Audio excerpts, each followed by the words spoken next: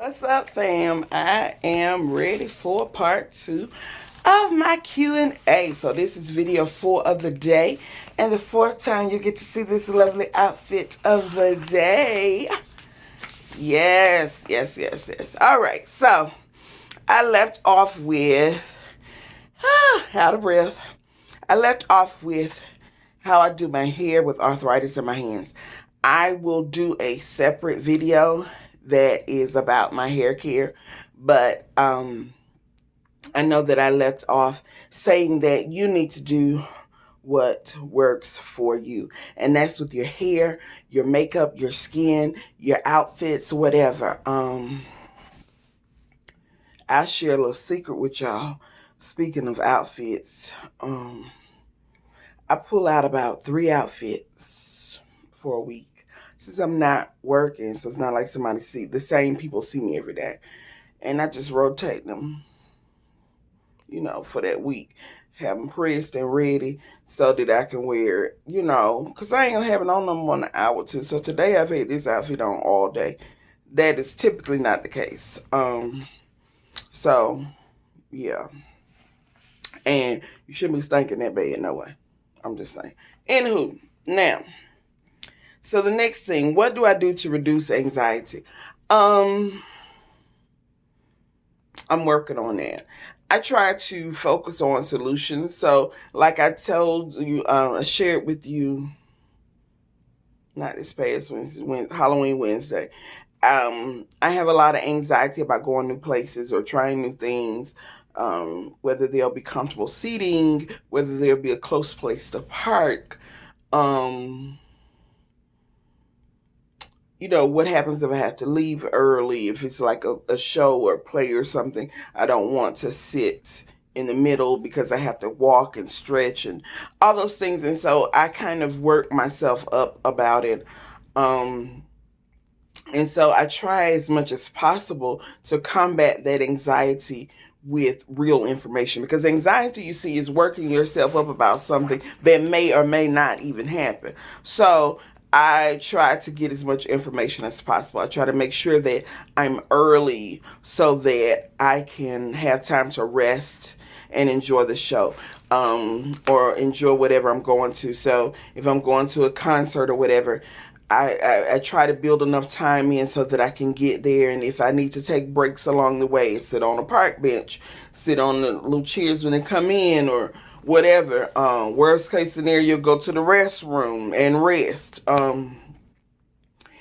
I try to go on Yelp and I call the facility and see what accommodations they have for me. I make sure that I have my cane or my walker.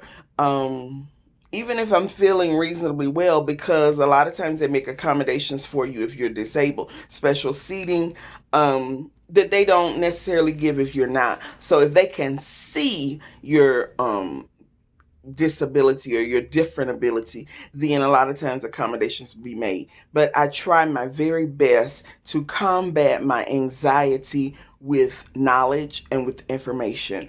As much information as possible, as much real information as possible. I carry a seat cushion with me. It's just a football like you would have in a stadium cushion, but that helps with comfortable seating. So different things I do to help with my own personal anxiety. But the biggest thing, like I said, is to combat that anxiety with real information. If you have anxiety about your sickness or about your illness, YouTube.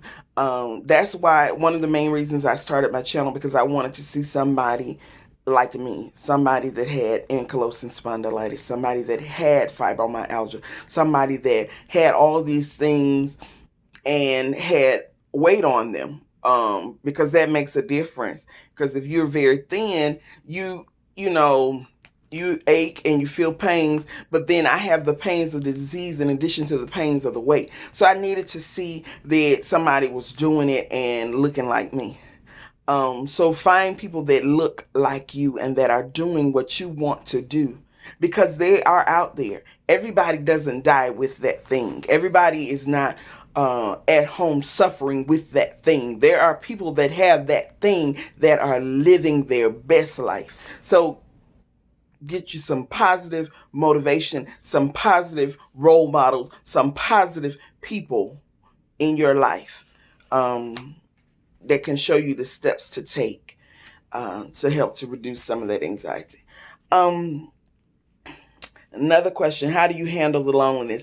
I just posted a video, Wet n Wild Haul, and I said that I handle my loneliness by talking to this camera because I love to have somebody to talk to. I got a dog. I wouldn't recommend it, but that is what I did because I was lonely. And she is a good companion, but she's a lot of work too. Volunteer. I volunteer at the school. I try to work with the kids at church. But that allows me to be around people and to have an outlet for my creativity and for my knowledge and for my gift. Find somebody to mentor. Do Big Brothers, Big Sisters. There are things that you can do that don't require you to do a 9 to 5. If you have a relationship with the school in your neighborhood, and I say that because you can just drop in and work in the library. You can just drop in and visit the senior center. You can just drop in and do some things. So if you're having a good day, you can help out. And if you're not, it's okay. But volunteering is a really big thing. Carry on a conversation with the people in the grocery line. I do that.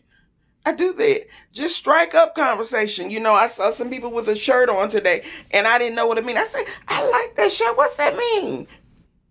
But it gave me opportunity to talk and laugh and, you know, just have a moment talking to the lady in the Walgreens when I was buying my makeup. And, you know, she shared that she had MS and, you know, we encouraged each other along the way. You are lonely oftentimes because you choose to be lonely. You're afraid of people's reactions. You're afraid of starting that volunteer work because what if you can't do it all the time? Tell them from the onset what you're dealing with and then trust that it'll be okay. So make conversation with your neighbor. Join the neighborhood association. You know, it's a whole lot of avenues. People love to have you come and be a part of whatever they got going. Trust. But just do some little things at first so that you can initiate an excuse or reason to get out of the house and be active and not be so lonely and not be in yourself. And that helps with your depression and your anxiety too, because you believe that you have value and that there's something that you can do. You may not can do what you used to do, but you can do something. How do you get people to understand that you're sick when you don't look sick?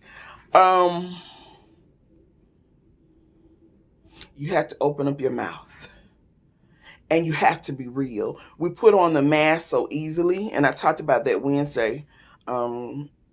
It's okay not to wear the mask, but we put on the mask so easily, and then we mad when people don't understand that you are sick.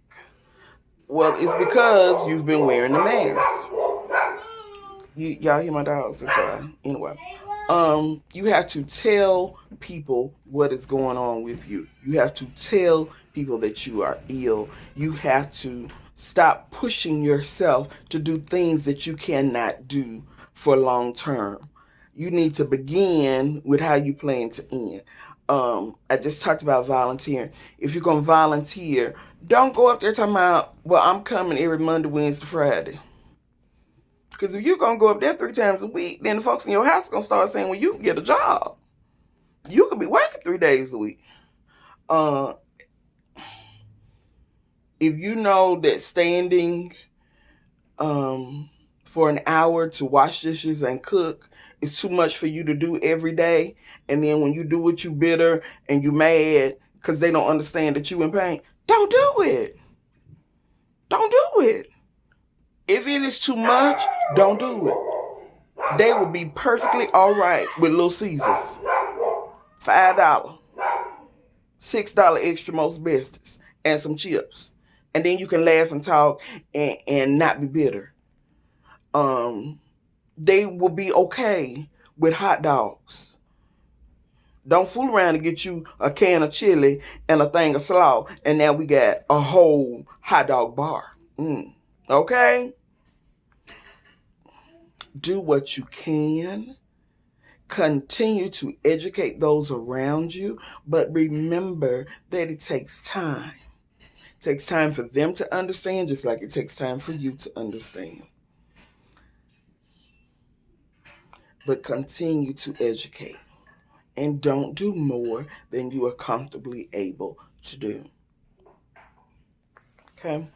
And my last one that I'm going to cover, it says, it was a comment really. It says, I'm too exhausted to look cute and go somewhere. I addressed that a little bit earlier when I said I get 2 or 3 little cute outfits and I rotate them.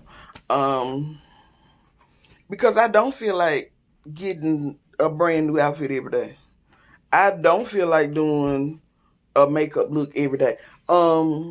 Today I went to the school, so pretty much all week long I was planning this.